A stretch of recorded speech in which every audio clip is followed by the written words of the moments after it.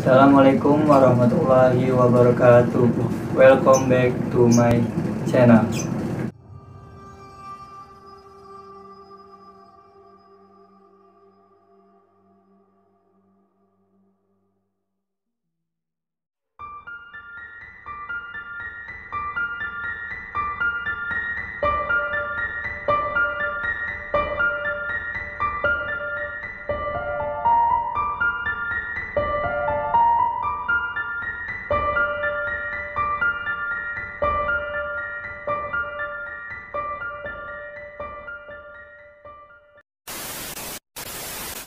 Kembali lagi di channel kita Timpayo Official. Kali ini kita mau bikin konten baru yang judulnya PCM, Payo Cerita Mistis. Payo cerita mistis tentang pengalaman gua yang baru kemarin Curug daerah Bandung, Curug Malela sama Curug Manglit. Jadi ada 2 curug. Kuring gua motoran berlima dari Jakarta. Motornya berapa itu? 3. Motor 3, orang 5. Yang satu motor gua sama temen gua.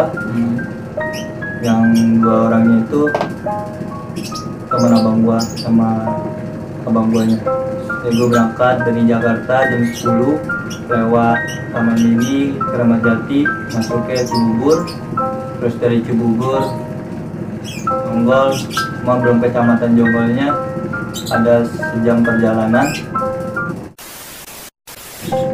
Dari istirahat di warung, lalu gue berangkat lagi menuju Cianjur, masuk perkampungan.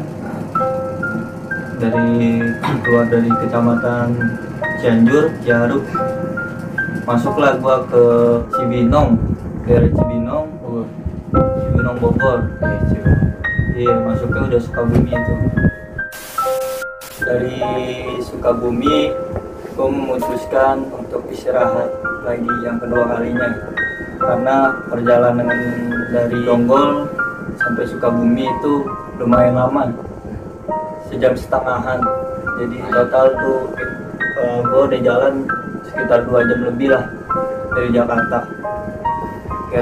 Karena nggak mau kelamaan, biar sampai Bandungnya nggak terlalu malam juga, takut ngeri begal doang kan. Kayak gue buru-buru buat berangkat lagi sampai Cipatet. Gue bilang, bang, lewat ini aja, Saguling, biar cepet, lewat alternatif ya. Tapi lewat hutan-hutan posisinya kalau Saguling itu, dan yang lain juga oke. Gue lewatlah Saguling. Sebelum masuk pintu masuk Saguling itu lumayan dekat, ada sekitaran 100 meter ada warung, dan di dalam maps itu ada pemandian air panas di dekat warung itu. Gue berhenti lah di situ. Gue penasaran buat serong, dan di situ posisinya gue juga mau ngabarin anak-anak kalau gue udah sampai Bandung, cuman belum sampai ke dalamnya. Ada cerita tuh soal pembunuhan. Iya, dan baru ketemunya habis maghrib hari itu juga. Jadi pas gue denger cerita itu sedikit parno lah, sedikit merinding, karena posisi lokasi pembunuhannya ada di tengah hutan. Lokasinya di gudang. Tengah hutan itu tengah hutan Saguling, jalur yang nanti bakal gue lewatin. Gue tanya lah, punten, tadi cerita apa?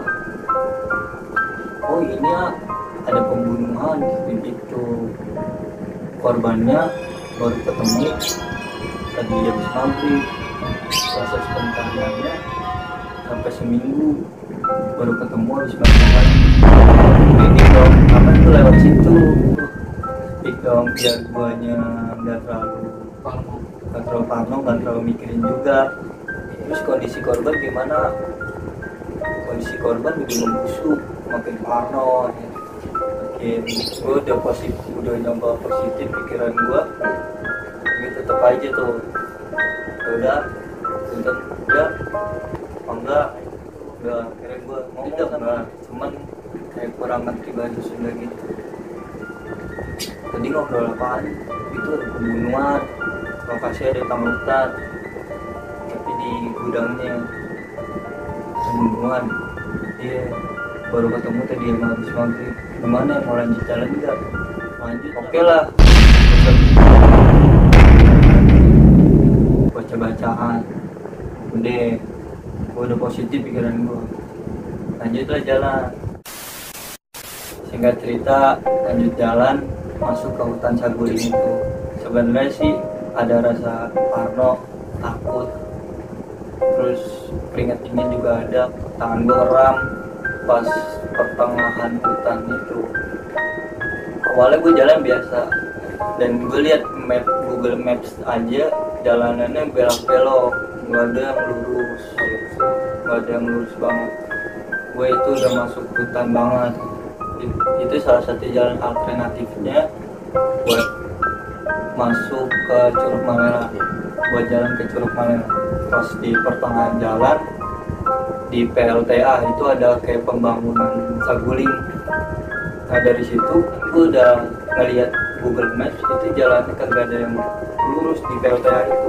Tapi pas gue udah sampai PLTA, kenapa ada pelang bacanya 5 km, jalanan lurus terus. Itu jalanan tenang, adem banget. Itu dari jalan rusak sampai kayak baru di aspal gitu. Dari situ gue udah merinding, masuk dari situ udah merinding. Feeling gue gudangnya itu ada di situ, ada di pertengahan situ. Lanjut jalan 5 km, pas di pertengahan jalan itu di ujung jalan sekitar 200 meter ada pohon, dibilang pohon palem bukan, tapi dibilang pohon beringin tinggi.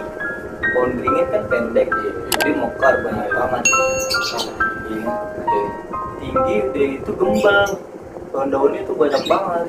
Dari situ lampu motor gue kan dia pakai lampu tembak, jadi fokus ke depan biar fungsinya nerangin jalan.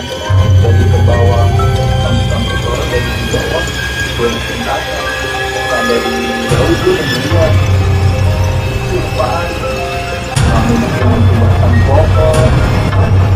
Kalau gue terbesin lagi posisi gue balik ke depan, yang lain di belakang.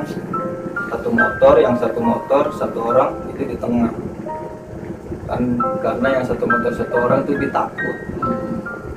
Ada di tengah, yang di belakang abang gue sama teman abang gue depan sama teman gue. Gue bilang dong sama teman gue, Gil, lu lihat gitu di depan apa itu, lu lihat aja.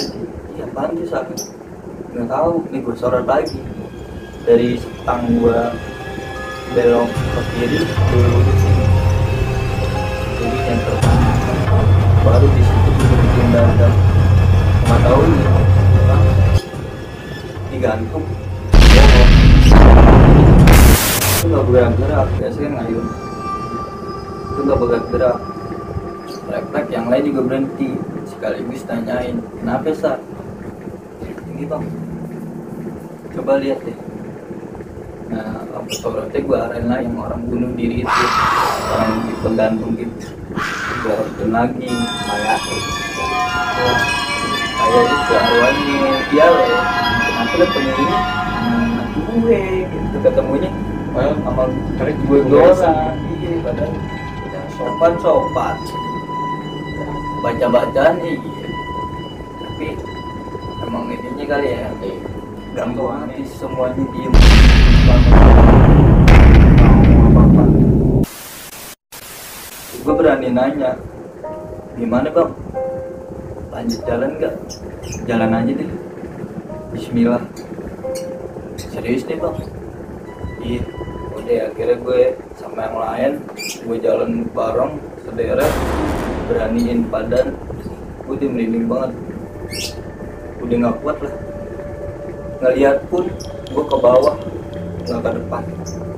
Ngeliat tuh, lampu sore tetap gue nyalain, tapi gue ngeliat nggak ke depan, ke bawah. Karena jalannya halus, kalau lubang gue nggak berani lah nyetir motor gue ngeliatnya ke bawah begini kan, kemudian jalannya lu jalan pelan sudah deket jarak 10 meter abang gue ngetrel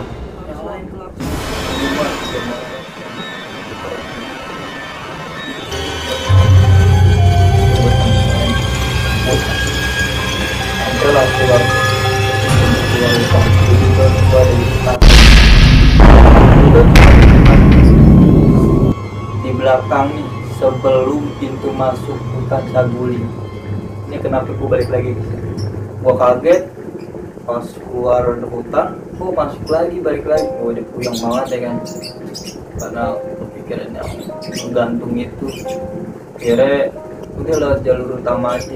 Walaupun jauh gue harus muter dulu tuh biar ke Bandung Barat ya. Yang penting tenang pikiran, nggak lewat hutan tadi lagi.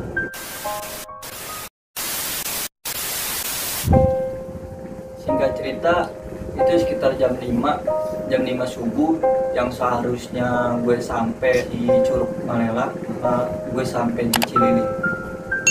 Jadi gue harus muter lagi sampai Bandung Baratnya Kecamatan Rongga. Itu gue sekitar jam 7 pagi. Dari jam 10 malam gue dari Jakarta.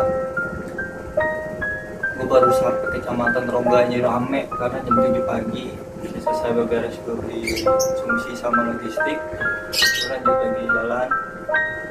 Sampailah gue di penginapan sekitar jam 8.15. Jadi gue istirahat dulu sebelum gue ke Curug. Setelah istirahat, rencana gue ke Curug batal karena di sono hujan deras banget. Gue nggak bisa maksain buat ke Curug, licin juga jalannya. Gue mutusin buat besok ke Curug ya. Besokan harinya baru gue berangkat jam 6 gue ke Curug. Itu masih agak gelap.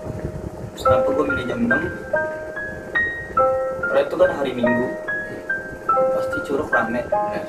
Jadi gue gak mau rame, biar tenang, gue pengen tenang. Setelah Curug Malela, di situ foto-foto, makan, sampai sekitar jam 9. Nah di situ gue pengen mandi, ya, cuman gak boleh mandi di Curug Malela peraturannya. Masuklah hutan, gue tebang. Perjalanan 15 menit nggak jauh dari Curug Malela. Sampailah Curug Manglit, gue mandi tuh di situ. Renang lah di situ ya. Di curugnya itu kan ada goa, di tengah-tengah ada goa. Gue naik ke atas sama temen gue tuh. Sudah sampai atas, gue cek dong ke dalamnya. Karena kan goa itu, setahu gue goa, masuk goa itu pasti ada gerak. Gue masuk ke dalam goa, itu cuma ada sarang burung, kagak ada batu. Jadi sebelum gue foto itu gue belum mandi, baru nyampe. Gue aja kagak ada, di depannya gak ada batu. Sama-sama bikin video timelapse, video cepet. Dulu kira gue nggak tahu sama sekali itu foto, gue belum lihat sama sekali. Pas pulang ada di Jonggol, lokasinya sama juga waktu gue pertama kali istirahat. Itu di depan pom bensin ada warung, gue istirahat di situ. Gue bandingin dong sama yang sebelum sama sesudah, itu beda jauh. Yang sesudah itu batu apa ular asli semua. Perjalanan gue yang kali ini mungkin gue paham, tapi orang bilang terus sama gue pulang main setelah gue ngasih foto itu cuma ular.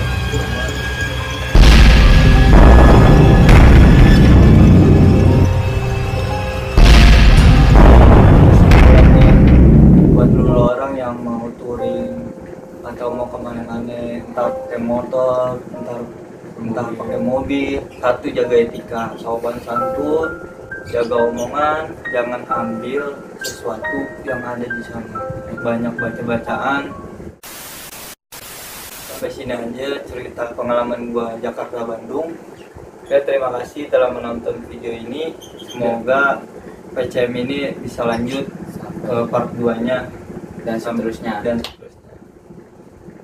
Jangan lupa like, comment, and subscribe. Assalamualaikum warahmatullahi wabarakatuh.